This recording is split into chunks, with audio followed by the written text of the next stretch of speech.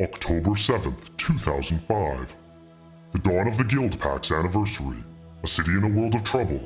Welcome to Magic's 36th expansion, Ravnica City of Guilds. Before Ravnica exploded in popularity as Magic's premier planner destination, it began as a celebration of colored mana pairings and their millennia-old Guild Pact. Players across the multiverse would flock to the site for their chance to wield cards such as Golgari Grave Troll, Dark Confidant, and Remand, as well as the cycle of Shocklands. Something stirs within the city, but will our filthy cat... Whoa, wait a sec. If you're looking for a series following professional players, analyzing Magic's vast catalog, and exploring its deep strategic gameplay, this isn't it. But after stumbling through a legacy of history, we're now taking our brand of chaos to new planes as we continue our journey. Join us as we open packs from each set, moving in chronological order, expanding our ever-growing collection, and of course, trying to one-up each other each episode. We're not modern masters making top 8 at your local game store. We're just some filthy casuals, and this is our Modern Progression series.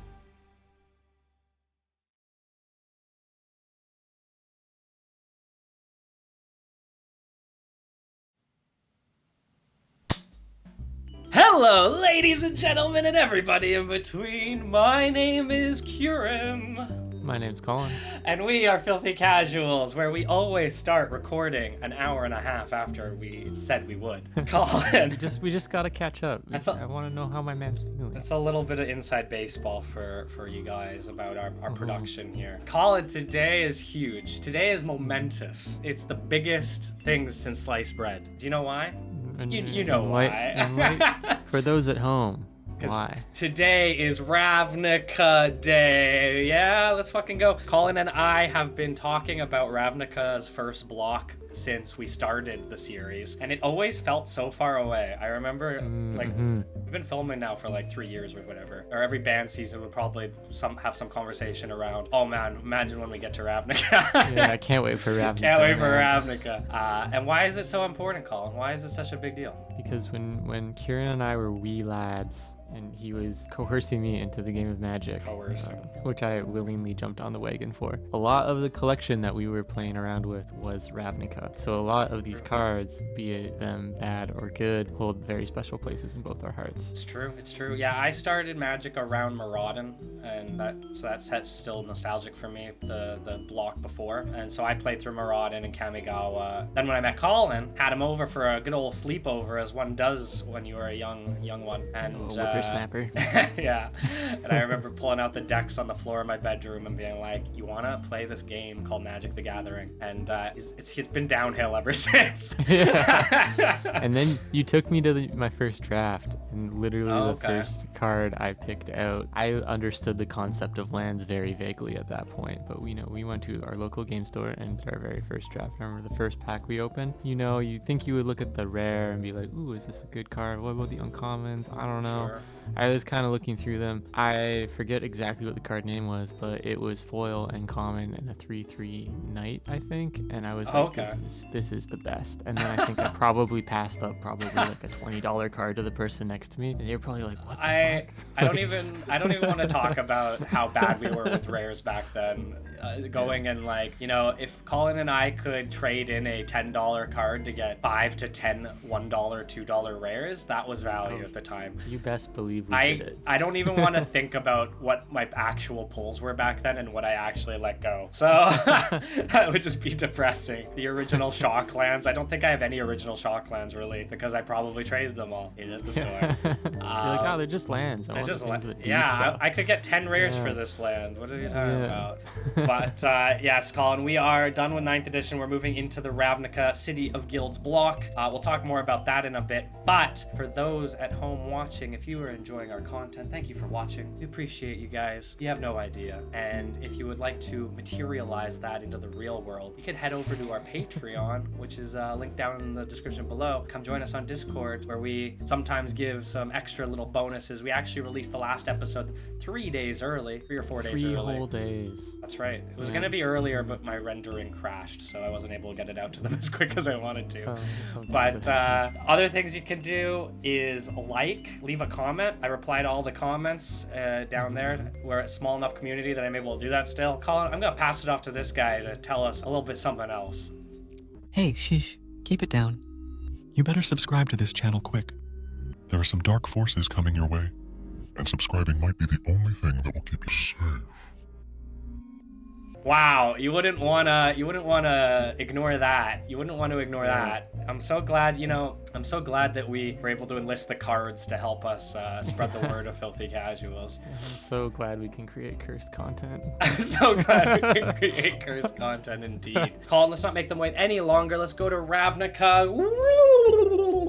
Wow, Ravnica. What a big old city. City of Guilds. What a big old city. 306 cards in Ravnica, big set. And we get to go to the plane of Ravnica, which is an entire city. The whole plane is a city. Before we were recording, Colin and I were talking about the logistics of that, and I feel like they kind of just were like, I feel like the designers were kind of like, it would be cool, and then just went with the first thing that was said. Because when you really think about the logistics of an entire planet being a city, it really starts to break down. Yeah, like they don't even really have like trains in this set, or like airplanes, or like any way of transportation. Well, especially because all the lore is so localized to like this like conflict. It's like, okay, they're in this small part of Ravnica, but if it's the whole planet, that means there's like so much Ravnica that I guess hasn't been explored. And also, apparently, where we're stepping in, Colin, where we're entering Ravnica, it's the eve of a very important celebration, the anniversary of the Guild Pack, the original Guild Pack, to unite the 10 guilds of Ravnica. This is a multicolor set, as you may have already noticed. Each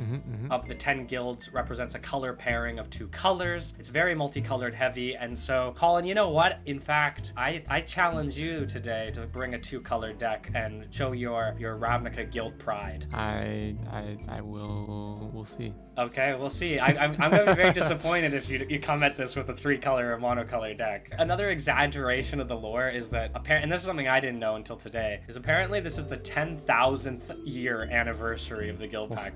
I don't know why they thought 10,000 years had to be the number, because it's just an obscenely long time, but that's where we're at. It's like 100 plus generations. It's celebration. We never broke the guild pact ever. It's basically all of recorded human history.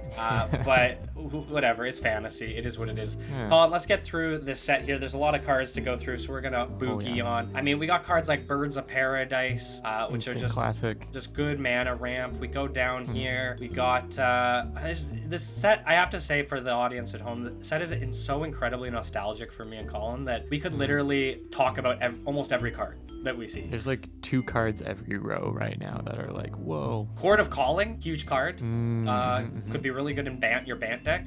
Triple green and X, Convoke, which is a new mechanic. Each guild had its own mechanic, so Convoke is the green and white mechanic. Convoke is each creature that you tap while you cast the spell, reduces the cost by 1 colorless or by 1 color of that creature's color, and then you get to search your library for a creature card with mana cost extra and put it directly into the battlefield. Pretty good. It's pretty good at instant Sounds like I don't need card draw. You might not need to draw cards. We go down a bit. We see Dark Confident, another standout card, 2 mana, 2/1. They called this card Bob. Bob is the nickname for this card. I actually don't know why off the top of my head. I hear it all the time. Kind of looks like a Bob. My question is Bob the human or Bob the guy behind him? Bob's the human. The Dark Confident is the human. Bob is 2 mana, 2/1. I'll be really embarrassed if this isn't Bob and Bob was something else, but I'm pretty sure this is Bob. Well, at the beginning of your upkeep, reveal the top card of your library, put it into your hand, lose life equal to its mana cost. So it's basically a 2 mana Phyrexian Arena that loses you a little bit more life, so you have to be careful. You definitely wouldn't want to play this in a high mana deck. Wouldn't want to play it in Arcades. No, definitely not. Well, specifically because it's black as well, but yes. Yeah. We also have like the $50, $60, $70 card, Doubling Season. That's classic. This is one of the regrets of life. I remember as a kid being like, this card's awesome, I want it, and it was cheap at the time. It wasn't cheap, but it was like, maybe $10, $15, $20. But Doubling Season's a 5 mana enchantment. If an effect would put 1 or more tokens into play, put twice that many instead. If an effect would put 1 or more counters on a permanent, put twice as many instead. Pretty fucking great for token doubling. Yeah, pretty insane. Down a bit, we got one of the best mill cards ever printed to this day. Not to this day in 2024, but to the day that Ravnica was printed. Yeah. There are better mill cards now. But Glimpse the Unthinkable is a 2 mana card that mills 10. So it's kind of insane. It's kind of crazy. Kind of need multiple copies of it, but mill would definitely be on the table. Oh, yeah. Golgari Grave Troll was banned land at one point, if I'm not mistaken. 5 mana, enters with a number of +1 counters for each creature in your graveyard. Has pay 1, remove a +1 counter from it, regenerate, and then a new mechanic called Dredge, which is the Golgari clan's, Golgari guild's mechanic. Dredge means that when it's in the graveyard, instead of drawing a card when you would draw from your library, you can instead mill X, where X is the dredge, and put the card from your graveyard back into your hand, basically drawing the dredge card from your graveyard rather than drawing from the top of your deck. And so because Golgari Grave Troll is a dredge 6, it basically means you can mill 6 cards into your graveyard from your library, which is very advantageous if you're building like a graveyard centered deck. Pretty nasty. There's the Life of the Loam was another one that was up above that, is another dredge card that is also very comboable. I will say, so that the 4 guilds in this set are Golgari, which is green and black, Dimir, which is black and blue, Celestia, which is green and white, and I believe it's red and white. And Boros. Right? Boros, classic Boros, yeah. which is red and white. Which I think when I read about the set means that there's less blue and red cards in this set overall. But we'll see the next 3 guilds in the next set, and then we'll see the last 3 guilds in the final set of the block. So we're gonna definitely be incentivized to play one of these 4 guilds probably today based on what we open. Oh yeah. So this is huge. This is probably one of the biggest indicators of Ravnica's power creeping of Magic. I would argue this set probably power crept the game as much as Maraudon, if not a bit more. And that is with the shock lands. The classic shock lands are being printed. Oh yeah. And we start with Overgrown Tomb, which is a swamp forest, which is important. So it can tap for green or black, and as it enters the battlefield, you pay 2 life, and if you don't, then it enters tapped. If you pay the 2 life, it enters untapped. So you can basically get a dual land untapped for 2 life. And then the most important thing about this card is because it's a swamp and a forest, anything that goes searching for swamps or forests can get this card. Not basic lands, obviously, it's not a basic land, but if you have the fetch lands, and I think we have a couple fetch lands between the 2 of us, we can basically search these out. So these are like going to be probably some of the best cards we can open today. Oh, for sure. For the long run too, especially. Like just having the dual lands back again in any capacity. Yeah, and I still think we both have a few from the early days. Oh, like the alpha beta dual lands. Yeah. Yeah. We do have a few of those. Those are obviously the strongest versions of these. These are like the less powerful but still very powerful version of them. Honestly, shock lands don't get reprinted for like a long time. So getting them now is going to be important. These aren't powerful, but we do get the guild mages, which are kind of a cycle of cards. We in our ban episode we kind of did a bit with those, but the guild mages are all, if I'm not mistaken, all double mana. And this is actually worth pointing out that there's a new mechanic called hybrid mana, where you can pay, and this is introduced first in Ravnica, where you can pay a blue or a black in this case per cost. So this guy could be played for, Dimir Guild Mage can be played for 2 blue, 2 black, or a blue and a black. So it's very flexible, very cool mechanic, and we see more of that moving forward into Magic's history. But all the guild mages just basically represent the guilds, and they both have, they always have these activated abilities that you can pay for multiple times. Sometimes they're overcosted and not very good, but still not bad bodies for what they do. And oftentimes, totally. If we need somewhere to dump our mana. Yeah, good utility, especially if you start to get stuck. Yeah, exactly. We see the, I'll just point this out quick, is the Dimir mechanic, which is Transmute, which has seen limited play competitively, but it's not, they haven't printed a lot of Transmute cards, I think probably because it would be too powerful, to be honest. But Transmute, basically, I'm looking at Ethereal Usher here, and Transmute, basically, you pay the Transmute cost and discard the card from your hand to basically tutor a card that has the same converted mana cost or mana value as the card you discard and put in your hand. In this case, Ethereal Usher is a 6 mana card. You could pay 3 mana and discard it to go tutor any 6 mana card. So it can be very good in a combo deck where it's like you want to go for a specific card, because it basically gives you 4 extra copies of that card that you can then transmute into. Interesting. And there's probably transmute cards of every cost if I had to guess, but I'm not sure. We'd have to double check that. Great Boros card, Lightning Helix, red and white, instant, deal 3 damage to a creature or player and gain 3 life. Classic burn spell in a Boros burn deck. Putrefy. Great removal, Putrefy, yeah. Putrefy, do you want to talk about that one? Yeah, Putrefy is green, a black, and a colorless, and it's destroy target artifact or creature. It can't be regenerated. At instant speed. At instant speed, which is huge, especially with protections and preventions and, Below that, we have Remand, which is a really strong counter spell. 2 mana, counter the spell straight up, and return it back to the owner's hand, draw a card. So it's basically a cantrip counter spell. It does put it back to their hand, but if you just need to buy the time, like, it's great. Oh yeah, and it gets you more stuff. Yeah, well, it'd be great in like your ninjutsu deck, like the discard deck, because you could counter it and then make me discard it, right? So exactly, yeah. very, very good. I still haven't seen the Boros mechanic. I know. I Does know it it exist? exists. I know it exists. Okay. So we finally got to the place where I can actually talk about the Boros mechanic. I'm sure it appeared before, but it's probably the weakest mechanic, if not the weakest mechanic in all 10 guilds. Radiance. So Wojek Ember Mage here has Radiance. Tap it and deal 1 damage to target creature and each other creature that shares a color with it. So basically, and next to it, the Wojek Apothecary has it as well. Basically, it's like does this thing to the creature and each creature shares a color with it. They never really printed anything with Radiance. I'm sure there's a couple cards that are decent with it, but it's very underwhelming.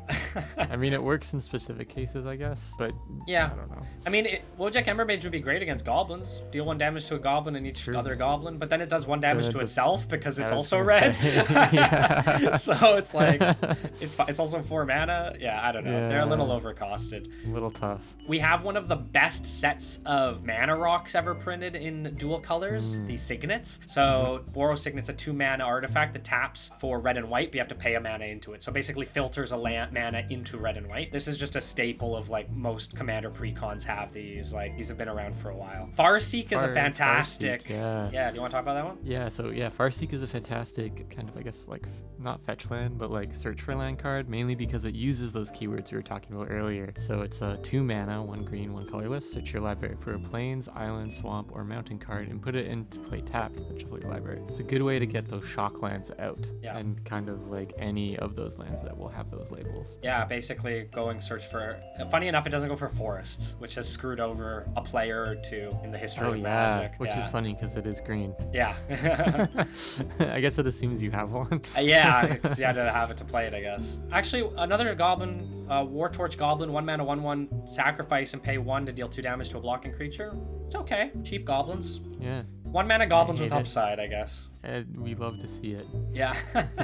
Well, the question is, will we see goblins come back this season? We'll have to see. Colin, that's Ravnica. There's so much we could have talked about that we didn't, just nostalgia-wise, but I'm really, really excited to open the packs for this.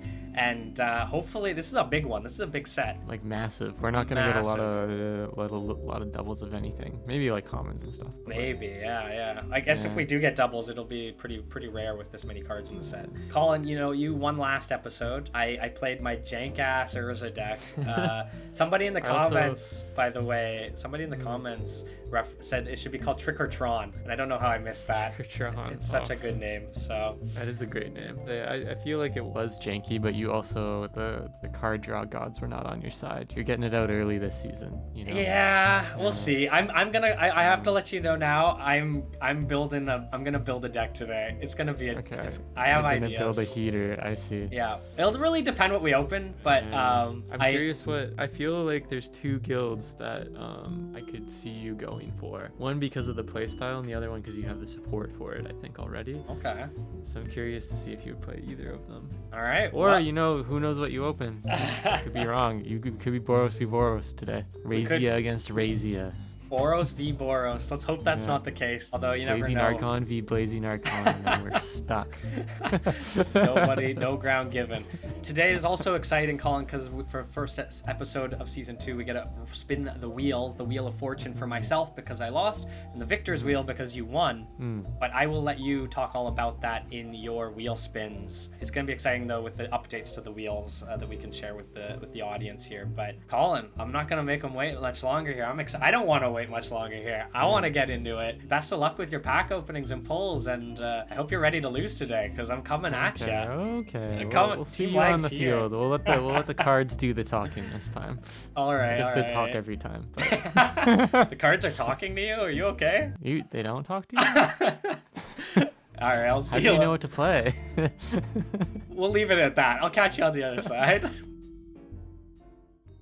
All right, Lang Gang, we are here, and you know what? Being on the Wheel of Fortune isn't the most feel bad. We do get a roll and maybe get some more 9th edition packs, and there are good stuff in 9th edition, but there are also the merchants as well. So I won't go through explaining the whole wheel to those that are just watching for the first time. We'll explain it as we roll, but basically, as the loser, I get to spin this wheel. Whatever we get, we get. Colin gets to spin the victor's wheel. There's different things on each wheel. Generally speaking, the Wheel of Fortune is probably better to spin than the victor's wheel, just as a way to kind of catch up the loser a bit, but the victor's wheel still has some nice pulls on it, so I'm hoping to see Colin get one of those today, or maybe not wanting to see Colin get one of those today. Without further ado, let us spin the Wheel of Fortune here. And oh man, I hope we get one of the merchants. That would be fun to show that off today. Could be anything. Hey, my boy. Cool. All right, we haven't seen the Sengir merchant yet. Let's hop over to the merchants and see what that's all about. All right, we are here with the Sengir merchant. We have to give our respects to this fine gentleman living in our barony of Lang, but at least I presume he lives in the barony of Lang, considering his Sengir. We do love our Sengir vampires here at Team Lang. For those that are just joining us, Sengir Vampire was our mascot before. He was unfortunately brutally banned by the forces of Team Croft. Rest in peace. But we're here with the Sengir Merchant, and the way the merchants work now is a little different from the last season. Last season, we actually generated cards one at a time, random cards, and we're able to basically pay packs to be able to either take the card or go deeper, and the price went up. The unfortunate thing that happened last time was that we'd go through all 5 cards, and none of them would be good, and then by the end, it'd be like, oh, do we really want to trade 5 packs for this crap card? And it ended up being basically the segment that ended up with us getting nothing. And so we wanted to give it a little more value and a little more entertainment for you guys. What's going to happen with the merchants now is we're going to generate 3 cards, and each card costs 2 packs to purchase. For every card that we take, we're going to have to pay 2 Ravnica packs, which is going to come out of the 18 packs we opened for the episode. So it's a little bit of a risk and reward. Now, the other issue that we had with the merchants last time is that because of the generation of the cards, the random cards, was based on price, in that we don't want to generate like really crappy cards. We want this to be something worthwhile. We have a certain price of card that we are trying to get over with the random generation. It would often give us old cards that were expensive simply because they were on the reserve list or were old in general. Now, that made it so that a lot of the time the merchants offered you cards that were just bad but old and worth a lot. So we removed a lot of the older cards, which means it sucks that we're not going to be able to get stuff like, you know, Moxes and old alpha beta stuff, but it should hopefully create a more entertaining opening for you guys. So let us know down in the comments what you think. But without further ado, let us see what the Sengir merchant has for sale. All right. Let's see the first card that they have for sale. Balthor the Defiled. Okay, 4 mana, 2/2, zombie dwarf legend. All minions get +1/+1. Pay 3, exile him from the game. Each player returns all black and red creatures from their graveyard to play. That's actually really interesting because I actually wanted to play this season a red and black graveyard based deck. Being able to exile him from the game and then basically return all red and green cards, that could be really good with Dredge. That's something that's definitely all black and red creature cards from their graveyard. Oh, each player. So it's a bit of a risk reward depending on what Colin's playing, but that is very cool. All right, let's see what number 2 is. Corpse Dance. Very powerful. 3 mana instant buyback 2. Pay an additional 2 when you play the spell to put it back in your hand instead of the graveyard. So basically you can pay 5 mana to just play this once and get back to your hand to replay it again. Put the top card of your graveyard into play. That creature is unaffected by summoning sickness. Remove that creature from the game. It's basically a way to get a creature back immediately. It's a little worse in some ways than stuff like necromancy and stuff. Animate Dead is banned, so this is another instant speed copy of something like that. Having to play from the top of your graveyard is a little bit annoying in digital format, but still not a bad card. Let's see what our Sengir merchant has for his third card. Buried Alive. 3, these are all have a graveyard theme, eh? 3 mana, search your library for up to 3 creature cards and put them into your graveyard, then shuffle your library. That is very good. I don't think I have any copies of Buried Alive either. Balthor the Defiled, Corpse Dance, Buried Alive. Oh man, that is a tough decision. I could spend 6 packs to get all 3 copies, but that's 6 packs of Ravnica, and we want to open Ravnica. Let me have a think about it, and I'll get back to you guys. All right, so before we open packs, we get to do one thing, and that is spin the Victor's Wheel. Now, the Victor's Wheel, because we won last game in the core sets, you can check that episode out on our channel, but I get to spin this wheel, and we get to reap the rewards from it. So for those who haven't watched before, basically, we spin the wheel, whatever it lands on, that's the prize I get. Some of the prizes can be like adding another deck box, getting another mana potion, so I can like change colors of my decks, getting deck box mythics, so I can start to double down on the cards that are really helping me out. Deck box uncommons as well is another thing. Getting cards from existing decks. Those both come in the mythic and uncommon variety. Then we also have our tutors. So there's the Gamble tutor, the Vampiric tutor, Worldly tutor, Enlightened tutor, and Mystic tutor. Each of the tutors has a slightly different effect. Maybe we'll spin it and get into it. We can explain it as we do it. But for now, let's spin the wheel, see what we get. All right, here we go. Just 1 click this time. 1 win, 1 click. Okay. Perfect. So we got the Worldly Tutor. That's awesome. It's a pretty good one to get. So basically we get to flip over 3 cards that are going to be creatures, and we get to pick one of them to keep. Usually they're pretty good. Maybe they're good, maybe they're not. Let's see what Worldly Tutor gives us. All right, so first Worldly Tutor card is a hilarious classic that I actually already think I have one, is Balthor the Defiled. 4 mana 2/2 zombie dwarf legend. All minions get +1/+1, pay 3.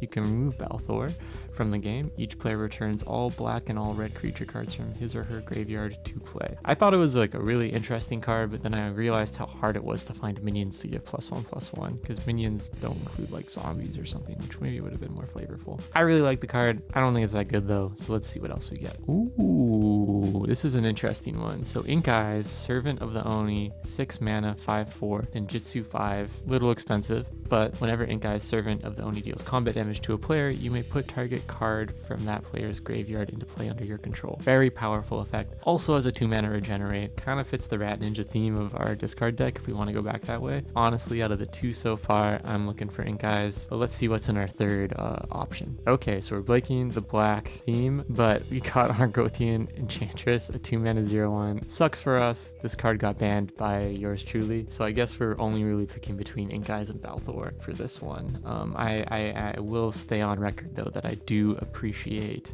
banning this card, because goddamn, if Kurin had this on top of his other stuff, would have been real bad. Didn't take too much deliberation, but I think we're going with Ink Eyes, Servant of Oni. We gotta pay respect to our rat origins, our filthy Croft Crew cave people. We gotta see them. Also, you know, it exists in a deck we have. I feel like it's also a powerful ability. Balthor, maybe one day we'll get minions and we'll regret it, but I think overall Ink Eyes will be easier to slot into a more variety of decks overall. So we're gonna stick with Ink Eyes, and we're gonna run into our pack openings. Wish me luck. Hopefully we can get some good archetype, maybe run a guild, stick it to Kurin. Let's see. All right, you know what? We gotta make this merchant, the first merchant of season 2, worthwhile. I thought about it, and Balthor's cool, but to get him off is 7 mana total to play him and then exile him, and it's a lot of black. Triple black is not the most convenient thing in a double colored deck. So I think I'm gonna pass on Balthor. Corpse Dance is kind of an annoying card to play in digital because it has to return the top card of your graveyard. I definitely think we can manage that in Cockatrice, and I think this card is just too good to pass up. So I think I'm gonna pick up the Corpse Dance for 2 Ravnica packs, and I am gonna pick up the Buried Alive for 2 Ravnica packs. So I'm gonna lose 4 packs today and be only opening 14 packs. But it gets me a Corpse Dance and a Buried Alive, which I think I can use for today's episode, depending on what we open and what we are able to play. So let me know in the comments, do you think it's worth it to lose out on 4 packs for these cards? Do you like the new merchants? Let us know down in the comments below. I'm gonna head over to the Ravnica pack section and see what we can get.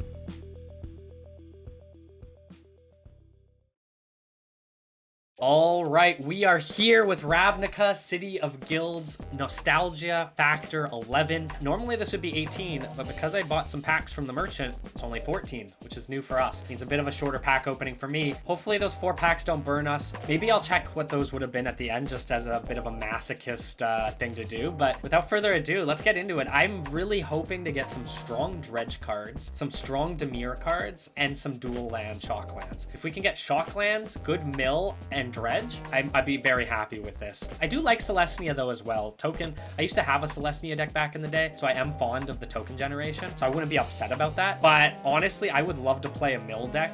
We haven't really seen mill in the progression series, so this would be the time to do it. And Dredge would be good for the graveyard strategy. I'm hoping to get moving on. So without further ado, let's crack her the open and see what our first pack is. Shadow of Doubt is not a good card. 2 mana, instant. Players can't search libraries, draw a card. It's fine. It's a sideboard card. If Colin's playing a lot of tutory effects, then we can probably use it to stop him from searching a library when he casts a tutor. It is nice, it's flexible. It can go into a blue deck or a black deck or any combination thereof. But yeah, not that exciting. Surveilling Sprite's not a bad common. 2 mana 1/1 flyer. When it's put in the graveyard from play, you draw a card, so it replaces itself. Kind of a nice little body. And Transmute is nice too. It could be we could play Transmute in our Urza Trick or Tron deck and basically transmute for the booby trap, so it's like another tutor for that. So we got Bottled Cloister as our first rare, which is an interesting one. It's a 4-mana artifact. At the beginning of each opponent's upkeep, remove your hand from the game face down. At the beginning of your upkeep, return all cards removed from the game with Bottled Cloister to your hand, then draw a card. Unironically, pretty good discard counter, if you think about it, because then they can only force you to discard cards on their turn, or not on their turn, on your turn. So it's forcing like instant speed discard, which is like at least one more constraint to a discard situation. So not bad, not what I was necessarily hoping for. I am pretty stoked that we got a Putrefy though, building some Golgari tech right out the gate. We love it. All right, next pack. Oh, no. Okay, Scion of the Wild. 3 mana, power and toughness are equal to the number of creatures you control. This is a very funny card to open because I feel like when you go to open a lot of one set, and everybody can sympathize with me here, you end up getting like this one junk rare that you open like 5 copies of. Scion of the Wild was that junk rare for me, opening Ravnica back in the day, and this just gave me PTSD about it. I think I had like 3 or 4 copies of this. And you have to remember, I was a young teenager who couldn't buy that many packs, so opening this guy felt bad over and over again. Now, is he good? He's okay. Power and toughness equal to number of creatures you control. Could be good in a go Y strategy. All right, we got Scion of the Wild. This is a homie card from the old days. I kind of love it. It's a 3-mana star X. Its power and toughness are equal to the amount of creatures you control. So it's a very much win more card by going wide to get big. I don't know if it's that great, but I iconically remember all those little strands coming off this avatar's body, and oh, it's beautiful. All right, pack number 3. Oh, come on, Firemane Angel. All right, our last pack wasn't very exciting. We got a Boros Angel. It wasn't very good. Let's hope pack number 4 is better. Oh boy, I'm getting hosed. I wish we could respin these already. Holy crap. Sins of the Past, 6 mana. Till end of turn, you may play target instant or sorcery card in your graveyard without paying its mana cost. I guess it's okay. You get to recast an instant or sorcery for free from your graveyard for 6 mana. It's a little expensive. It is a foil. There's that. All right, next pack. Please give us something. I will point out Congregation at Dawn is a pretty good card. 2 green and a white, instant. Search your library for 3 creature cards, reveal them, put them on top of your library in any order. Basically a triple creature tutor, put them on top of your library. It's actually not a bad card. All right, we're seeing the Transmute for 3. That could be useful. Oh, buddy. Big hex. 6 mana, destroy 6 target creatures. That's a killer of a card right there. I've ever seen one. Seen it played in Commander a bunch. I feel like it's still quite powerful in our format. 6 creatures is basically a board wipe. Allows you to play a lot more turtly. Getting up to 6 mana. Black isn't necessarily that hard either, especially with dark rituals and stuff like that. So it's a nice card to have in your back pocket. It would be cool to see if we get more, and then maybe we can, play a pillow 40 kind of build, and then maybe come up with some nasty combo or something. I don't know. Oh, interesting. We got Course of the Conclave, very Celestia card, 8 mana 3/8, so quite expensive. Has Forest Walk, kind of a nice touch, but has the kind of overall effect is as an additional cost to play creature spells, you may pay any amount of mana. If you do, that creature comes into play with that many additional +1/+1 counters on it. So a good way to maybe make use of a doubly season or something. I don't know, this one feels a little far out there. Getting to 8 mana is a challenge in our format, and even then, you kind of want something that's going to end the game. This is something that will keep the game running. All right, our first 5 or 6 packs have been pretty abysmal. Let's be honest, there's 306 cards and a lot of the rares are kind of junky, so I shouldn't be surprised. Let's hope we can get something here. And of course, we do not. Putrefy is literally the best card in this pack. Suppression Field, 2 mana. Activate abilities cost 2 more. Could be okay, but Bottled Cloister is not that great of a card. 4 mana. Beginning of each opponent's upkeep, they remove their hand from the game face down. Beginning of your upkeep, return all card.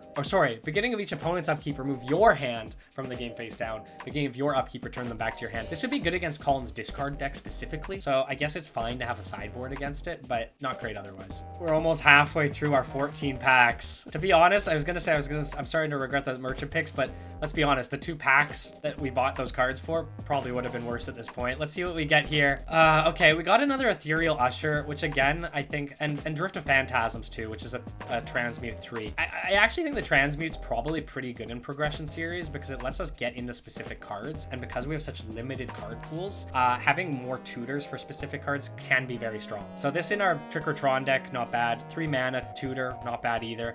Ghost of the Innocent, though, nothing to write home about. I won't even bother talking about it. 2 Signets, though, honestly, not bad mana ramp. We're becoming the Dimir player off the pulls we're getting, but we got Tunnel Vision, 6 mana, kind of a nutty card. A sorcery where you name a card, target player reveals cards from the top of his or her library until the named card is revealed. If it is, that player puts the rest of the revealed cards into his or her graveyard and puts the named card on top of his or her library. Otherwise, that player shuffles his or her library. So it does involve some deck knowledge, some educated guessing, and a little luck, but 6 mana could almost mill a whole deck, especially if you can find a way to put something on the bottom of their library that you know they only have one of. A lot of conditions, but wouldn't it be a spectacular way to end the game? All right, next pack. I'm getting a little demoralized, I'm not gonna lie. Something, another Sins of the Past. Oh, okay. You know, I guess if we want to cast instants or sorceries from our graveyard for free, we have a way to do it now. All right, please, please, please, please. Bottom half of these packs be good. Crown of Convergence, 2 mana, play with the top card of your library, reveal as long as the top library is a creature. Creatures you control that share a color get +1/+1. Put the top card of your library in the bottom of your library. Not good.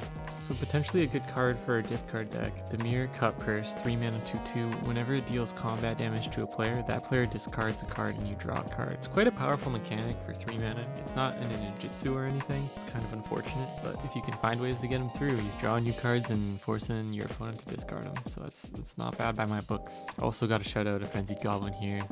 Would like to see more. It's always nice to have more in the Goblin arsenal. There, it's always nice to be able to swing with the Goblins in a pinch. So we got another couple interesting ones. We got for our rare card a Blood Funnel, 2 mana. Non-creature spells you play cost 2 less to play. Oh, cast. Interesting wording. It says play twice. It's tripping me up. Needless to say, 2 less to cast for non-creature spells, but the caveat is whenever you play a non-creature spell, you counter it unless you sacrifice a creature. Again, if you're trying to sacrifice creatures, great card. 2 mana, super cheap to do, but I don't know if we necessarily have the tech for it, especially if it's a one-of. A little risky. We did get a Golgari Thug though. Those are amazing. Love a good dredge mechanic. Would love to see more of it. Still quite undecided about how everything is shaking down right now though. I'm really hoping that in like this last quarter we get something good. Have maybe 4 or 5 packs here. Do we get anything? Okay, this pack at least is okay. Remand is a great counter spell. Overwhelm's a decent spell. Got some dredge stuff. Blood Funnel's interesting. 2 mana enchantment, and non-creature spells cost 2 less to play. Whenever you play a non-creature spell, counter it unless you sack a creature. So you basically have to play this deck where like you have a bunch of little dinky creatures you can sacrifice, and then your non-creature spells costing 2 less. Could be good. Think about like you have a counter spell, all of a sudden this 2 mana counter spell costs 1. It's not bad. You have to sacrifice a creature. So kind of a build around card. Not great as a one of, but at least it's something. At least it's something. All right, next pack. Woodwraith Corruptor. Target force becomes a 4/4 black and green elemental creature. Great. It's a 6 mana 3/6 elemental horror. Oh god. Oh, we got a Farseek, which is nice. It's too bad we're not getting the shock lands. If we have some shock lands, that Farseek gets a lot better, a lot more quickly. Wow. Oh my gosh. This is a sign that maybe I didn't want. We have one patron in particular who's stuck with us through thick and thin, and he is a big Boros fan, and we just got Razia, perhaps the most Boros of Boros Archangels. 8 mana, so very hefty. Flying Vigilance Haste 6/3, so a lot of keywords, a lot of attack. You can tap it. Next 3 damage that would be dealt to target creature you control this turn is dealt to another target creature instead. So an interesting rerouting of damage potential can be a little tricky. This is a big development. Maybe even out of respect, we might have to make something happen. Alright, so this is maybe a doubling down on the Razia stuff. We have Breath of Fury, 4 mana, Enchant Aura. Enchant creature you control. When enchanting creature deals combat damage to a player, sacrifice it and attach Breath of Fury to a creature you control. If you do, untap all creatures you control, and after this phase, there's an additional combat phase. So basically infinite combats to bust through the front door, as long as you have creatures, of course. Very powerful card, pretty situational. It does demand you have board control, or you start making your opponent choose bad blocks real quick. I don't know. There's some gas there. There's some juice. It's just too bad that Boros doesn't have trample or fly tech. I mean, kind of fly tech, I guess, but it's more of a blue color thing. We're cooking though. We're cooking. All right, last pack here, I think. It's been bad. It's been real bad. What do we get?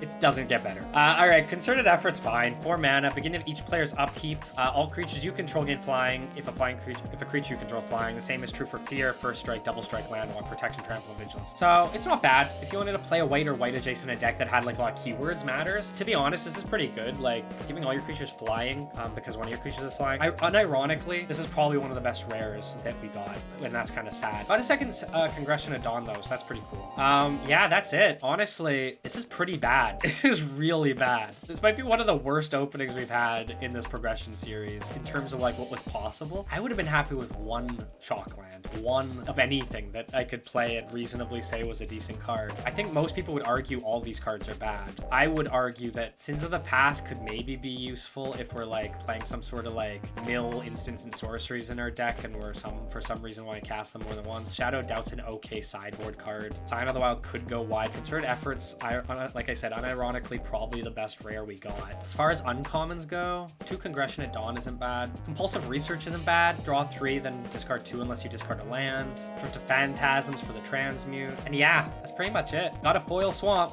so there's that.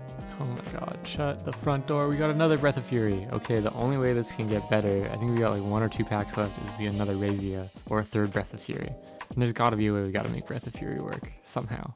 Maybe through Boros. Maybe we can even try to go like Ghoul or something. I know the guild's not immediately in the present, it's still technically a guild. We could get apes. Apes are cool. I don't know. We'll let it cook. We'll let it cook. Again, I don't really know what's going on. Maybe we play Boros to shout out the Boros homies. Maybe we do something completely different. I'm not totally inspired. I'm kind of bummed that we didn't get any Shocklands. It's truly painful. There is some like Convoke technology, I suppose. There is some Transmute technology. We got a few good black cards as well. Just nothing super synergistic. I think it's the problematic with the 300 card set to get a lot of good cards. But needless to say, let's let Croft Crew brew, and we will see on the other side if we can give Kurin a run for his money. All right, now we're gonna do the thing that's probably gonna cause me the most pain. Let's see what we sold for the merchants. I honestly hope they're garbage and that we made a good choice getting the Corpse Dance and Buried Alive. But let's see what our first pack would have been. Okay, Hunted Troll would have been a nice, this is not a bad card, but it's definitely not that great. I'm totally fine trading this away. A second pack would have been Razia's Purification. It's a board wipe. Honestly, I think I'd be happy trading these 2 packs for either the Corpse Dance or the Buried Alive, so that's fine. What would our third pack have been here? Okay, nothing good really here. Great, and please don't disappoint me. Argus Cost. This probably would have been a decent Boros card, but I honestly think trading these 4 for the Corpse Dance and the Buried Alive was a good choice. Yeah, okay, I'm pretty happy then. Corpse Dance, Buried Alive is probably the most exciting part of today's opening. I'm gonna go see what we can do. I'm thinking something graveyardy. Stay tuned. I'll catch you guys in the deck tech. All right, so we deliberated long and hard. Kurin posed us with a challenge of creating a gilded deck, 2 colors for this matchup. I was hesitant, I'm not gonna lie. I felt like our polls weren't that good, but Croft Crew perseveres as always. We're shouting out a particular homie, and you know who you are, because we are playing the Boros Dream. Obviously, we could not play Boros when we pulled out Razia V1, the only Boros Archangel. So we decided to make a deck, and we're gonna see how it goes, because we'll see. I think it's okay. It's not trying to do anything fancy. It's a bit of a hybrid between our aggro strategy, but having a bit more control of the white sprinkled in. It's about controlled aggression. So basic strategy of the deck is to damage out, put pressure on, put Kurin on a clock on turn 1. Well, maybe not turn 1, turn 2 or something. We'll see how it goes. But the idea is we get a lot of sticky creatures on the board. Sticky creatures such as Aryok Champions, sticky creatures such as Sky Knight Legionnaires that can fly. We have Sultai Visionaries who can be shadowed, so probably unblockable in this circumstance. We have Voice of All, again, protection. Got more flying little hawks that find themselves. And the idea is at some point we put a Breath of Fury on these little flying birdies, and we get so many combat phases, the game will end. So in theory, we can chain it out. We're just hoping we have enough protection, enough flying, enough shadow to get through for maybe 2-3 combats. The rest of the creatures rounded out are a little bit more about getting life. So we have our Soul Warden package in here. We also have Zozu the Punisher, just a little land pain. So maybe we can really put Kurin in a corner corner. I'm not really fishing that many lands outside of land text, so I figured maybe put something in there in case he's trying to ramp up and get a lot of lands out. We also have a Chroma as a heavy hitter, and of course Razia, backed up by Kiki Jiki to hopefully mirror some hasties out there and squeeze out an extra combat phase if we can. For card draw, we mostly are relying on Skull Clamp technology, so that will eventually be all our Soul Wardens and our Welkin Hawks. That's 5 potential opportunities, and then also we can just gas up some creatures if we want to for pretty cheap 1 mana. Of course, we're running a Rocks Ruby because that's just free real estate.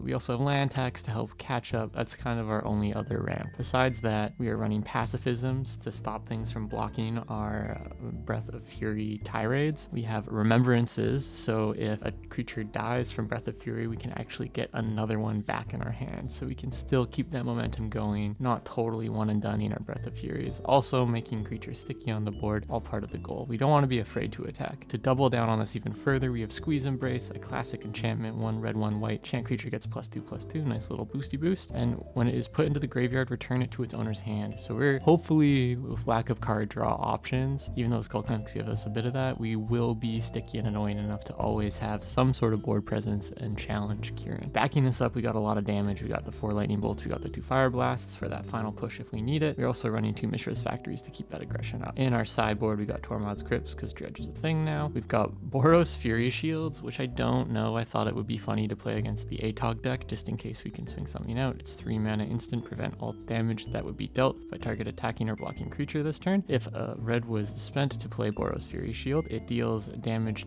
to that creature's control equal to the creature's power. So in theory, there's a weird universe where I might be able to kill Kurin of his own ATOG if that's what he's doing, and I am here for it. Besides that, we got Price of Progress in case he's playing a lot of crazy lands. We have a playset of red Elemental Blasts if he plays blue. I just don't really have a good answer to a lot of the blue tech that I was seeing, so I kind of quadrupled down on that in the sideboard. We also have Smash and Echoing Ruin to deal with any kind of artifact shenanigans, and then we also have Sowing Salts to remove target non-basic land from the game, search its controller's graveyard, hand, library for all cards with the same name as that land, and remove them from the game. So it's kind of like a fuck you Urzaland thing. Yeah, I think the biggest vulnerability for this deck is going to be enchantments, so hopefully Kurin isn't running that, but who knows, maybe our aggression can outpace him. We'll see. Hopefully we do the Boros thing, form ranks, and have a calculated assault that is successful at the end of the day. Alright, I will see you guys in the game.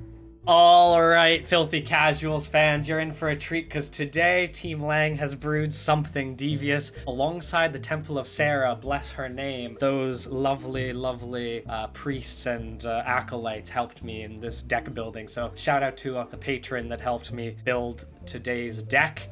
Matt, I appreciate it. It's a deck that I've been wanting to play for a while now, since the end of last season. I'm definitely not bringing back Urza, Trick or Tron yet. I think that we could do some stuff with that deck potentially in the future, but I'm getting a little ahead of myself. Today, I'm not going to be playing one of the guilds from today's set. Instead, I'm going to be playing a guild from a future set. Welcome to Hellbent Gravedigger. Leave name suggestions down in the comments below. This is a deck that I've been wanting to play for a while now. Red and black, Graveyard Matters, Reanimator, and it's going to be fun. So, to go through the card by card quick here, we've got our high end, which are the cards that we're going to be trying to revive, including Dragon Mage, which is a 5/5 flyer. When it deals damage to a player, we both discard our hands and draw 7 cards. Dragon Tyrant, which is a 6/6 flying trample double strike. Pay 4 to keep it on the board at the beginning of upkeep and has fire breathing. This is going to be a really big blowout card if we can revive this one and give it haste. Phyrexian Gargantuas, 4/4s. When they enter, we lose 2 life and draw 2 cards. Razorcore Masticore, paired with our normal Masticores. Both are, one's a 5/5 for 5, and another one's a 4/4 for 4. One has first strike, and the other one can deal damage to creatures. This one can regenerate, and this one at the draw step can deal 3 damage to a creature,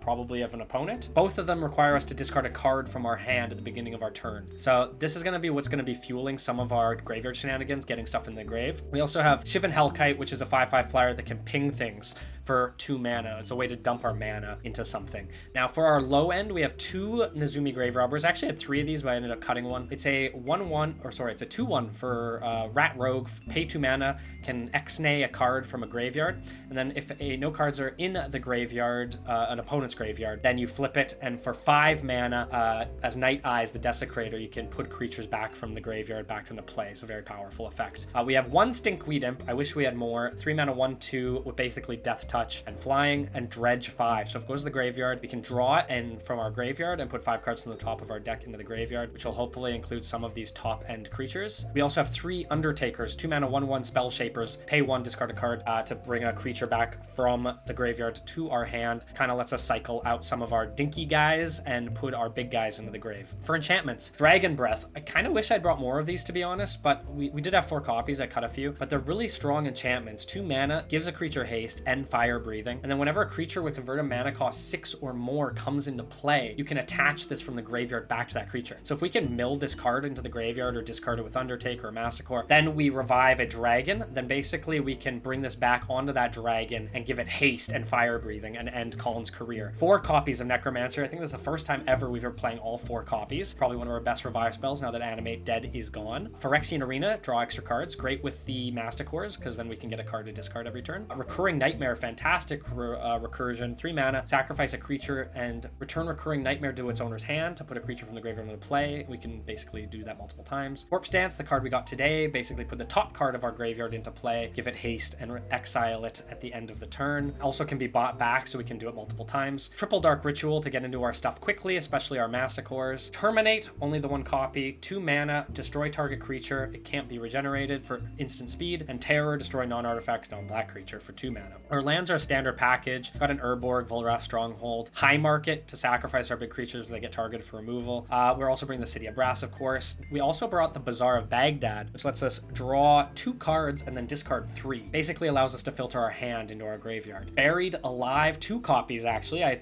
apparently already had one, so the one that we got today, we get 2 copies. Double Exhume, if Colin doesn't have anything good in his graveyard, and we do, we get a free good creature, and he gets a bad one or nothing. Night Whisper, which was from 5th Dawn, draw 2, lose 2. And Reanimate, which still for some reason hasn't been banned and allows us to bring something back for 1 mana. It does take us some life, but it can also target Colin's graveyard. Also worth mentioning, Necromancy can also target Colin's graveyard. For our sideboard, triple Lightning Greaves in case he's playing a lot of targeted removal. We can bring these in instead of like the Dragon's Breath to give him Shroud. Tormont's Crypt to potentially exile Colin's graveyard if that matters, or help out with stuff with Exhume. Blood Moon, we do have a good number of non-basic lands, but Blood Moon could shut down his deck depending on what he's doing. Similarly, Price of Glory, if he is playing a control style deck, we don't do a lot of stuff on his turn, and all of a sudden he can't do stuff on our turn very easily. Triple Lightning Bolt if he's going low to the ground, double Elemental Blast if he's playing blue, and a Wasteland if he's going with a lot of non-basic lands. Not really sure what to expect today because I don't think Colin is going to be playing his Bant deck, so I believe it's going to be new. I'm excited to see what he's got. Let's see if we can take today's episode. Wish me luck.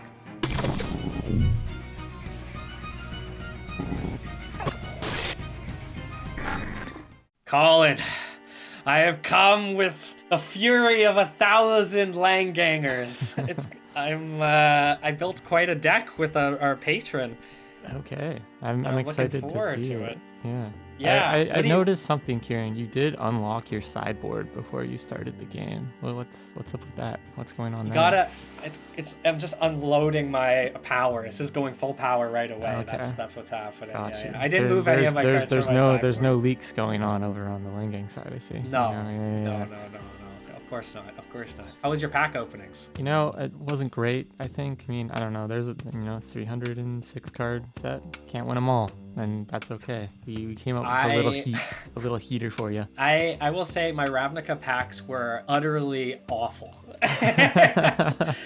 Probably the worst pack opening. Given what was possible to pull, it was probably the worst pack opening that I have had up until this point in Progression Series, I would argue. What was your signet count? I didn't even check. I didn't even get my signets. I think I got like 3. Really? Maybe. Yeah, I wish I had gotten more signets. I think I'm somewhere between 15 and 20. That's crazy. Honestly, none of the I didn't get a single rare that I would like be like, wow, that's one of the good rares from Ravnica. I didn't get one.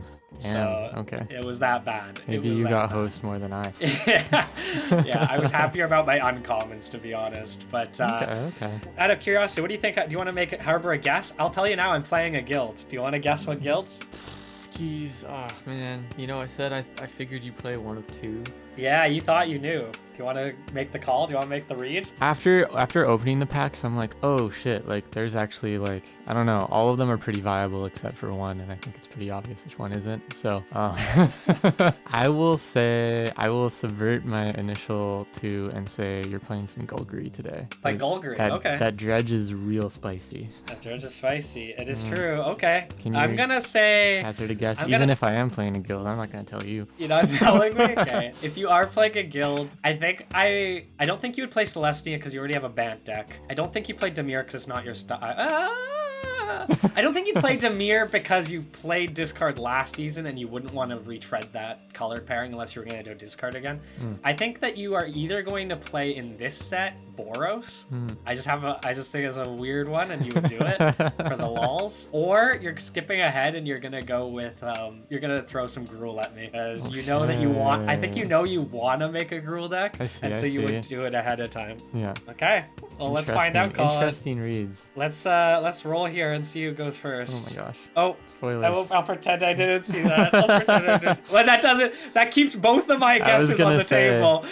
I see the mountain, and I got a 16. Oh, come on. 17 for the card reveal.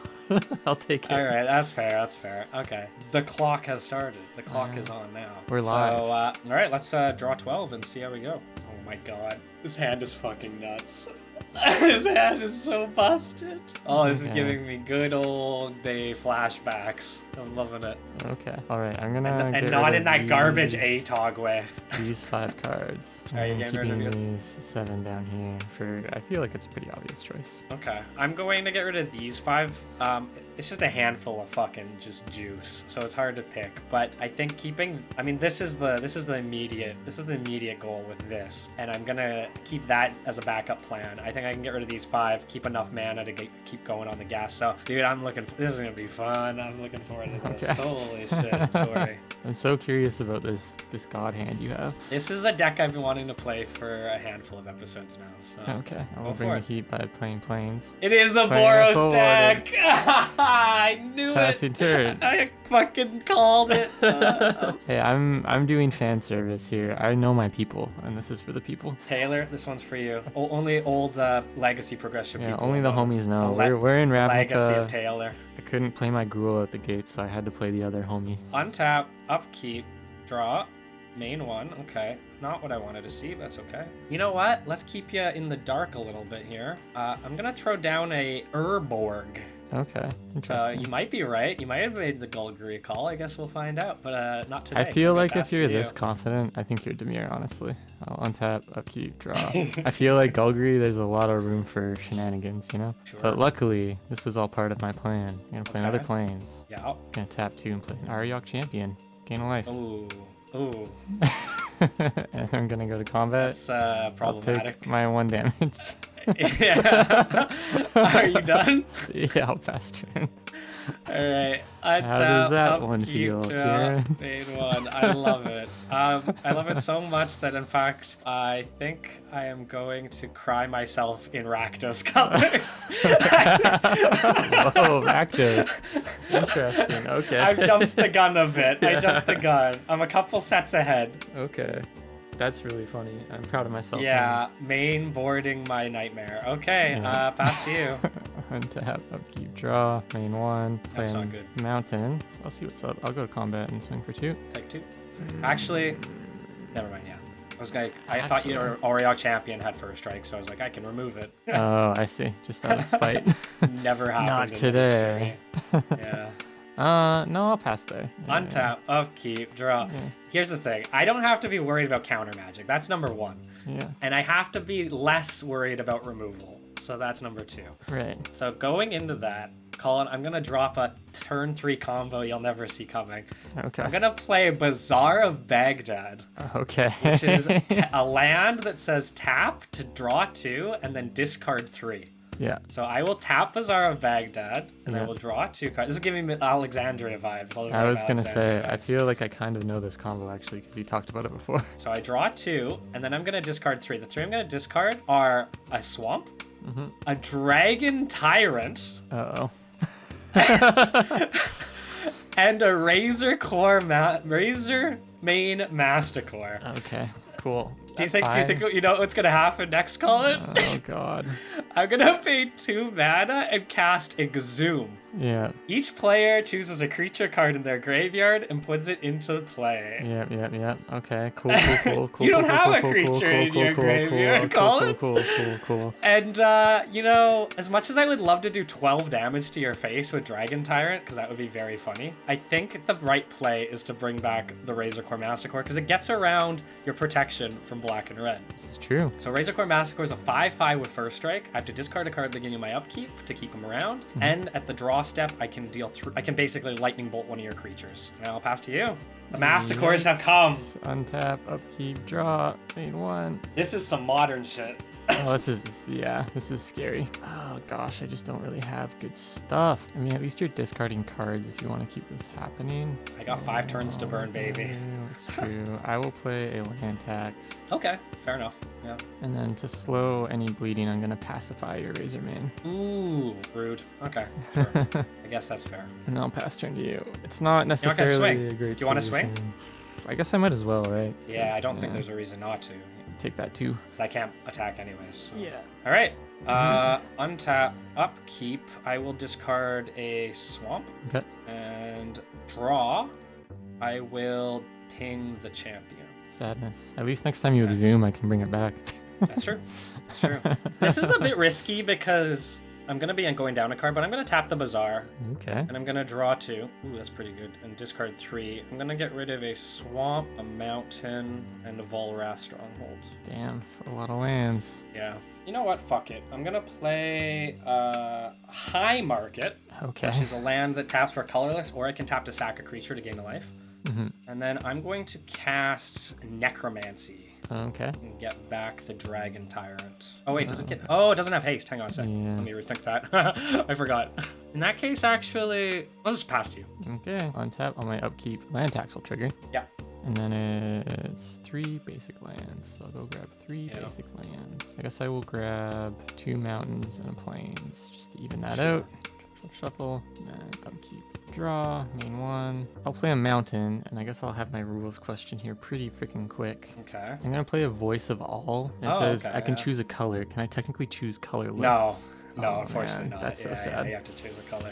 Ugh, oh well. I'll still play it though. Technically, you can choose pink I guess.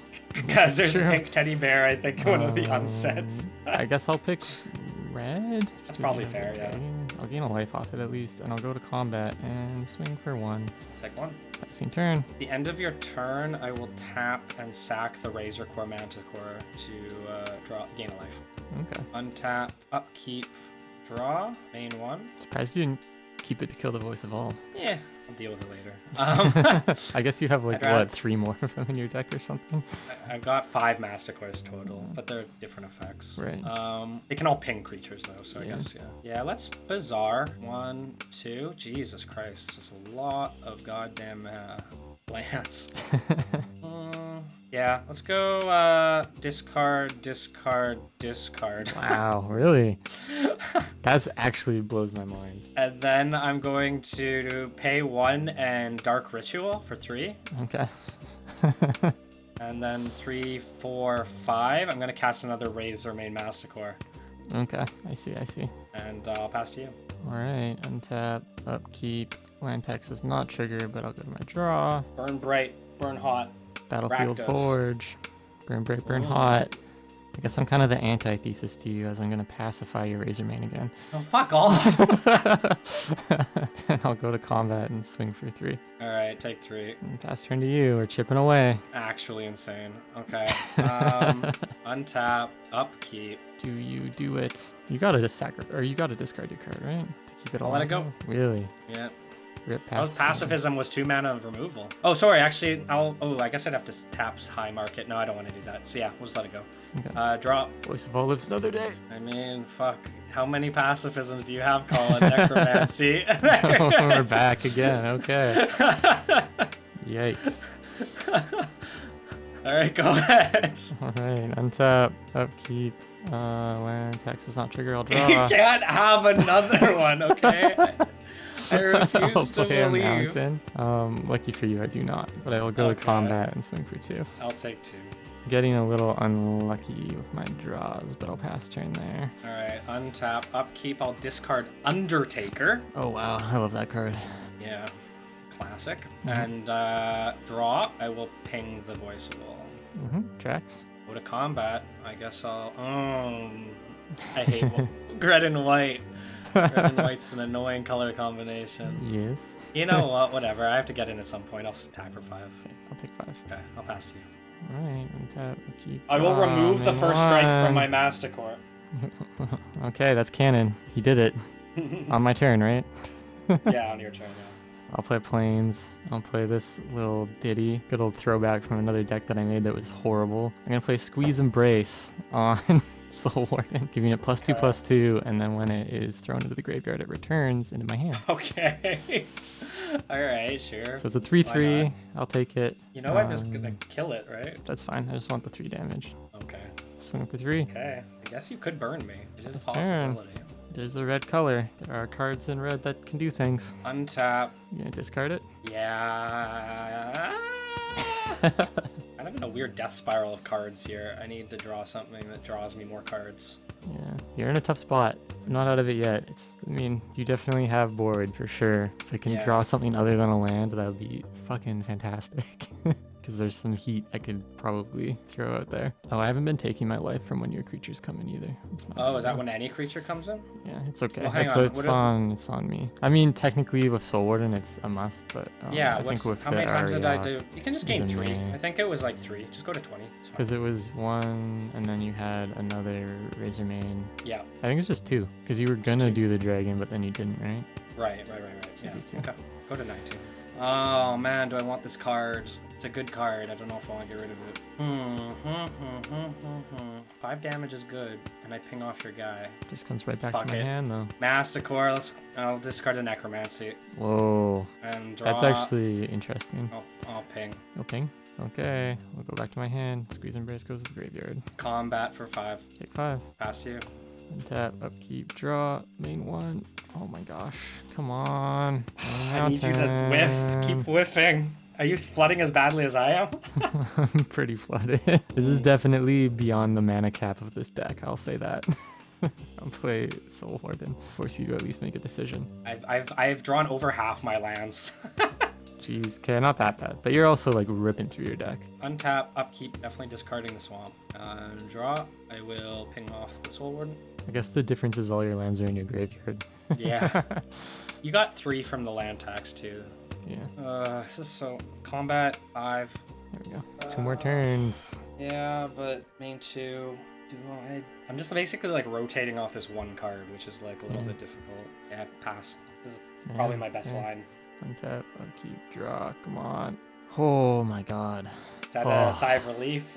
Oh, no, God, it was a sigh of relief. Fireball. I'll pay 1 mana and lightning bolt your face. Oh, fuck off. Okay, sure. And then I'm gonna sacrifice 2 mountains and fire blast your face. In response, I'll sacrifice Razor May Masticore and gain 1. Excellent.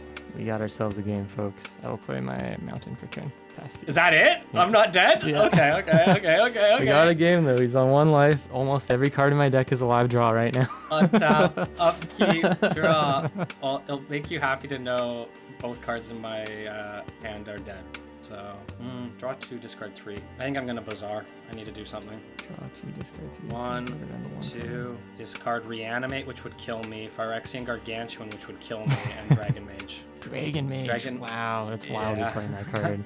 Oh my god.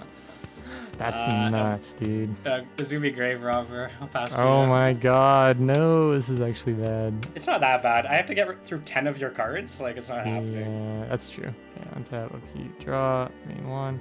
Oh, Am I dead? okay, oh my god, 1 second. Do I have enough? No, Am I dead? don't.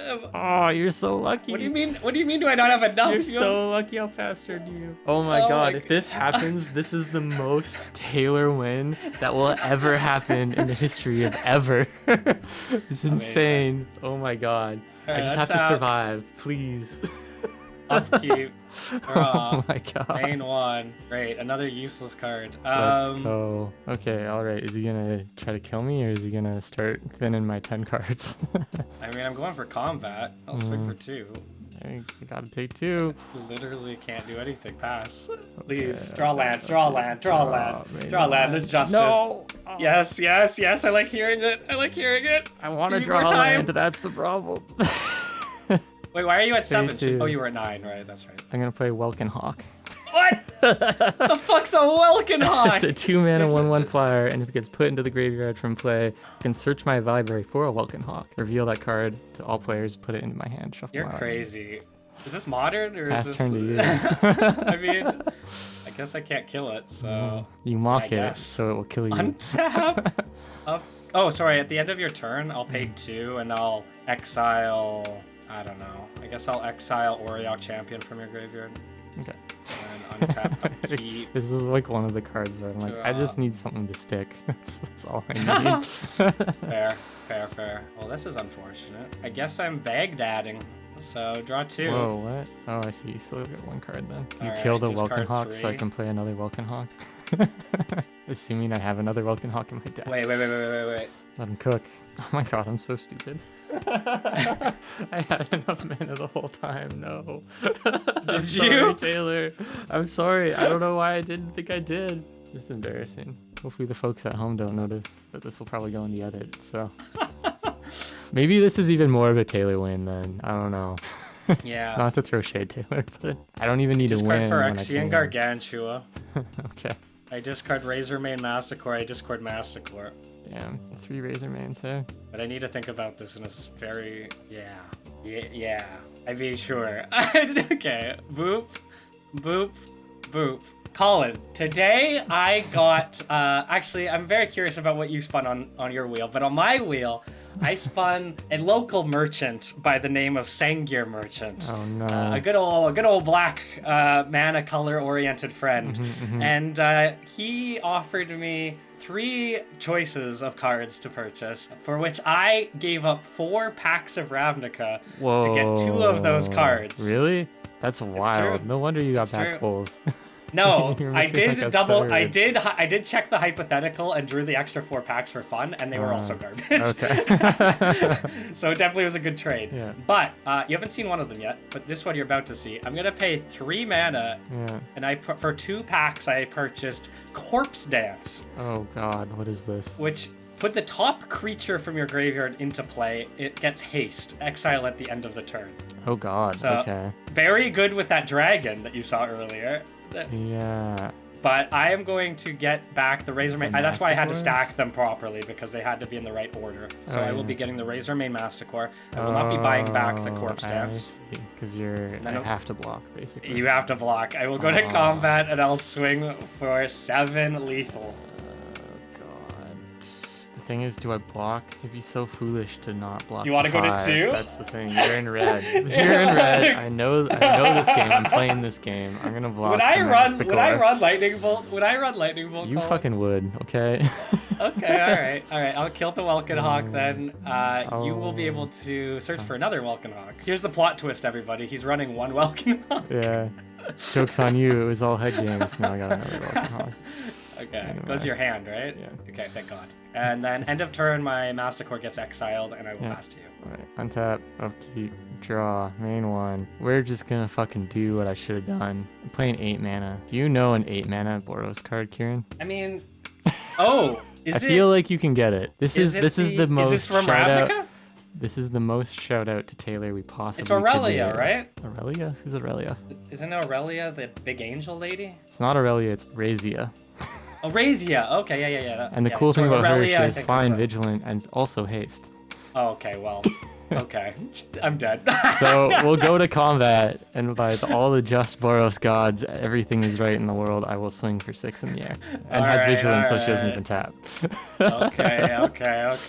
Very good. I'm dead. And with her flaming sword, I will go to my struck me sideboard. dead. And match 2, I will sideboard the hell out of you. Okay. I think Razia was the leader of Boros, and then Aurelia was the leader of Boros after her. That's why I'm confused. But I do remember Razia. She's the OG angel. She's the OG. Taylor had her in his deck. Yes. Well, GG's. GG's. That was kind of nuts. I'm scared of your deck, though. Better be. I think if I had a Dark Ritual, what I was saying, if I had Dark Ritual in my opening hand, I would have gotten turn 1 Masticore. Yeah, I would have been so screwed. Yeah. Well, you had the pacifism. Yeah. It's still, the pinging's annoying. Like, even you could have pinged Razia. I mean, I guess I could, like, tap to deflect the damage and, like, whatever. All right, well, let's go. Go to sideboard. Go to sideboard. All right, we lost game 1, but it was close. And I think we have a better board going into game 2. So, what did we bring in? I brought in 3 lightning bolts, simply because in that last game, it was funny that Colin thought I had lightning bolt. I didn't. I think that this deals with a lot of his smaller stuff. All of his board that we saw was 3 toughness or less. So I think this is just a 1 mana removal. I kept in a Terminate and Terror as well as just like a removal package because he's going to be very creature heavy as a Boros deck. So I want to be able to deal with those. I also brought in 3 pairs of Lightning Greaves because it gets around the pacifism, and also because I want to be able to get like Dragon Tyrant out and actually be able to give it haste. So I think this is actually a really good way to basically force him to have to keep his creatures up to block, and probably is a little better than the Dragon Breaths, which we removed. I took out Undertaker, Dragon Breaths, Phyrexian Arena, Recurring Nightmare, and a Terror. The Dragon Breaths and Undertaker mostly because they were just a little slow, as well as the Recurring Nightmare being a little slow. Phyrexian Arena also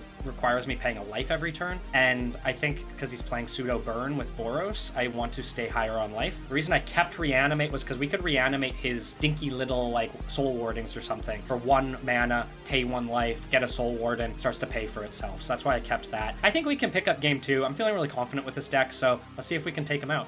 All right, this is going to be a bit of a wacky one. We actually did have a lot of sideboard tech, but I don't know if I'm going to run all of it, just because it's hard to cut what's going on here. I already cut 2 of the Welkin Hawks, because honestly, I don't know if they're going to do it. I also cut 2 of the Skull Clamps, because I'm starting to realize that Kieran's pinging off my creatures faster than I can ping off my creatures. Might not be a great play, but what we subbed in was Echoing Ruin, because even if Kieran can get 2 Masticores on the field, and I can destroy both of them, that's pretty sweet. And then I also added, of course, Tormod's Crypts, because we got to deal with that graveyard somehow, and even just having it on the field will slow Kieran down so much. So those are the only changes I'm going to make. I think I just got to weather the storm in this one. I'm curious to see the heat that Kieran brings. I think it's hilarious that we have the Ariok champions that are actually directly countering his deck, but wish me luck. Maybe we can get another Razia kill swing. Let's see how she goes.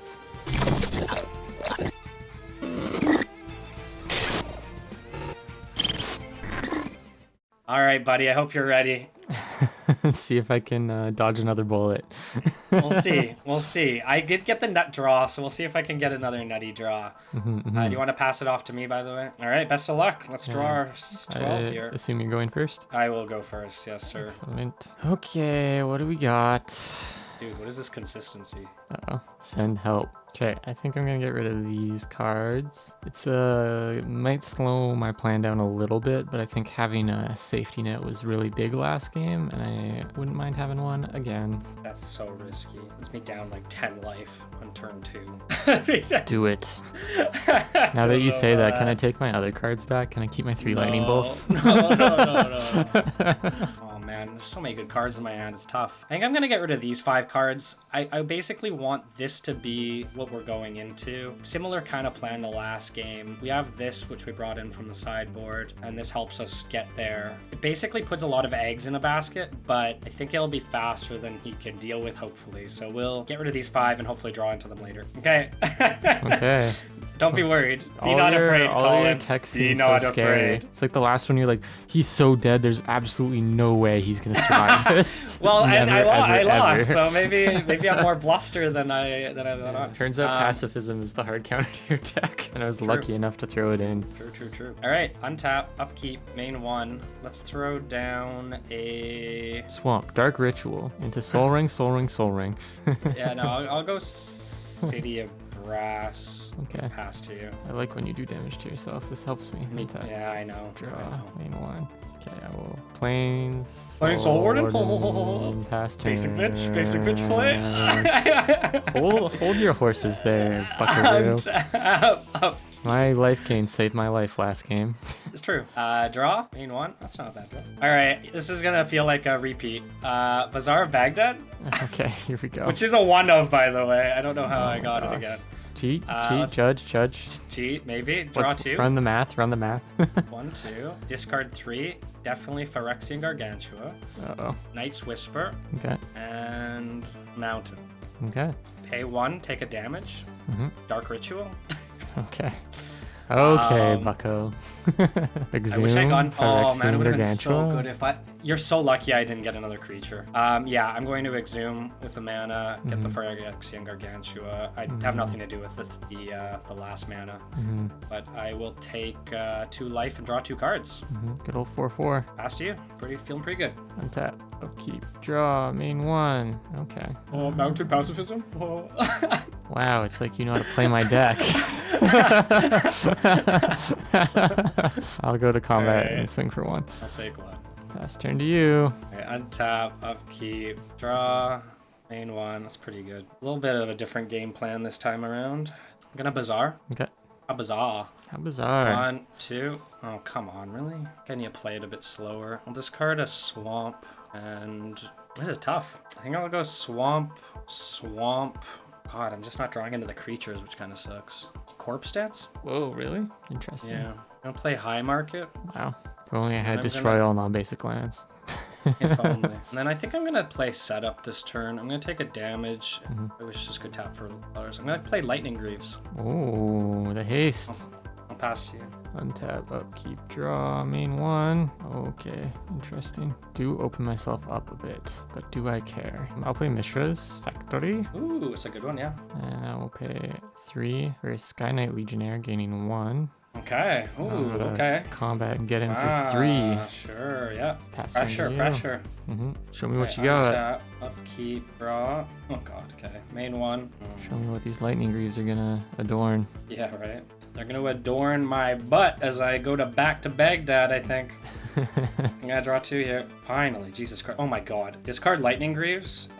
Discard Lightning Greaves. Oh my god. Do you have a all playset of 3. Lightning Greaves? No, I only have 3, Okay. but I drew all of Got them. you. And discard Masticore. Okay, there he is. There he is. Yeah. Question is, do I want him back? With Lightning Greaves. It's 5 free damage right now. It's scary. I don't like it. Oh, this is so bad. I mean, we're gonna have to play risky. It sucks, but probably gonna die because of this. I'm gonna City of Brass for 1 life and cast Reanimate. Oh, okay. I'm gonna bring back Razormane and take 5. Damn. Okay. Then I'm gonna equip the boots. Got you. Go in for 5. No, I need the blocker. I see. I'll pass to you. Damn, you took 5. Untap. Yeah. Keep draw. Main 1. Yeah, if I die, I die. That's a funny card to draw. I'll play Battlefield Forge. Then, Oh, don't forget to gain a life off of my Masticore in turn. oh yeah, gosh, I always remember mine, but never. Yeah. Thank you for reminding me. Yeah, I'm gonna Echoing Ruin the Razormane Masticore. It has Shroud. Oh, it has Shroud? Does it? Yeah. Lightning Greaves gives Shroud. Oh, Lightning Greaves give Shroud. Yeah, so you have shit. to destroy the Lightning Greaves. Okay. Geez, in that instance, I will refunnel my mana a bit to play Squeeze Embrace on this guy, Knight Legionnaire, to make him Gross. safe. Sure. I mean, I get rid of your last Lightning Greaves. I have 4 copies. What are you talking about? I mean, I'll go to combat and attack with the Skynet. And do I care? Like, you don't have anything too nuts in your graveyard, and you need to play defense. I'll pass turn. At the end of your turn, I'll high market my Gargantua, gain a life. And then you gotta make the choice to Untap. discard. Upkeep, I'm definitely discarding the card that will probably kill me. Okay. Draw. I'll ping off the Soul Warden. Okay. Actually, hang on a sec about that. Hang on, bring it back. No, I'm actually gonna ping the Sky Knight for 3. Okay. And then main 1, I will Baghdad. Okay. Dig for hopefully something. Oh my god, I actually drew. Oh, no. Okay, I know. Discard these 3.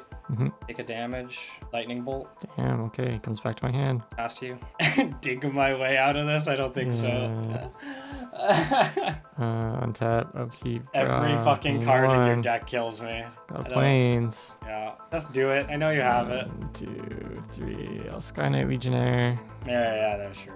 And then, yeah, I guess you can't block. You can high market, I guess. So the way to get around that is to activate the Mishras. Yeah, I was wondering, you should have done that. You could have done that last turn too, actually. I know, I kind of thought about it at the end. You would have put me down at 1. Out. Yeah, that's it.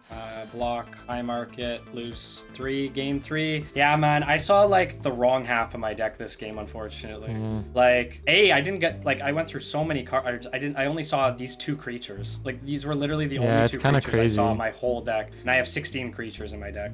Had I been able to get, instead of Phyrexian, Gargantua, I don't know. There was another line where I could have actually gotten the Phyrexian Gargantua out with Reanimate, and then use the boots at the same turn, and that would have actually gotten him on the board with the boots on.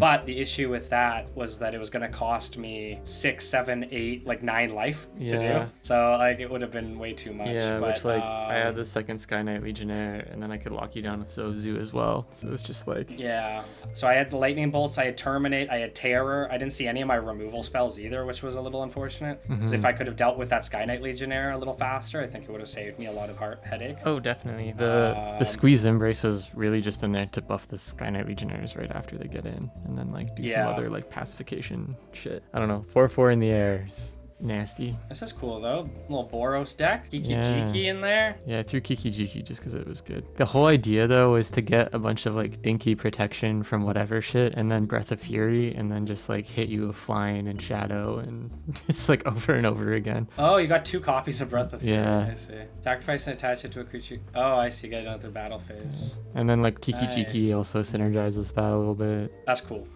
I like it. I'm looking forward to seeing how this deck evolves as we move forward here. Boros burn. Burn Boros, baby. Burn Boros, baby, burn. Well, Colin, we gave it our best here. We brought the Rakdos. The thing is though, my deck gets better as we move forward with Rakdos. Your deck this might be the peak. Yeah. I mean, who knows? I feel like there's optimizations to be had. The thing I'm looking forward to is Hellbent, because Hellbent's gonna better push when I have no cards. Push this deck over the edge, I think. I hope so. Yeah. I hope so. Who knows? Maybe I get a couple mana potions and we can live a dream, you know? Maybe. It'll be interesting to see how these develop, and interesting set of decks compared to last season. So I'm looking forward to that. Happy I got to play the Bazaar of Baghdad a little bit. Some old cards. I actually had the Rook eggs. I had the Rook egg package in originally, and I ended up taking it out. So maybe I'll have to bring those in. That's funny. I would have saved 4/4 flyer would have been nice. Yeah. Well, even I was thinking of running Rook eggs in this deck actually, because I was like, oh, there's a way I could like go more defensive and then just have a board ready for when I get Breath of Fury. But I opted for more aggro. Seemed to be a better kit. Fair enough. Well, Colin, today we are finishing up with Ravnica. We've entered the city. We're getting our bearings, and next episode we are going to go to the Guild Pack and check that out. Apparently, it's the 10,000th year anniversary. So I'm sure nothing possibly could go wrong during the celebrations of that. But I've been hanging. I wanted to hang out with Demir. I had everything set up. Somebody got me an invite, and then I go to show up, and they're gone. Like they're all gone. I guess they were too cool for me this time around. The nice thing about Boros is it's open invite. Everyone's welcome. Open conscription. They are not picky. Yeah, exactly. Do you have a pulse? Welcome on board. Do you have 2 hands? Even 1? That's fair. That's right. Yeah, I'm looking forward. I think Guild Pack next episode is going to be Izzet, Simic, and Orzhov. Oh, so that's going to be interesting. That's going to be interesting. And then the set after that has Rakdos, Azorius, and the last one. Whatever the last. Oh, Gruul. How dare you? Yeah.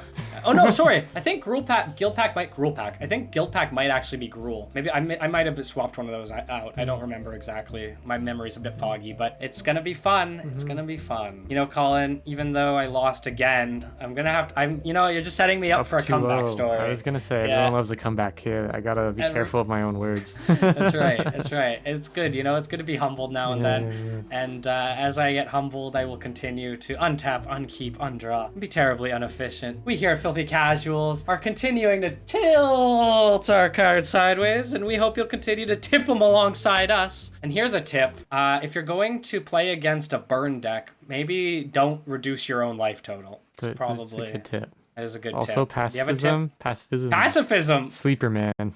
It's like sleeper hit. It ain't fancy, it ain't much, but it's 2 mana and it gets the job done. 2 mana white removal. You can't complain too much about it. So path to what now? Path to what?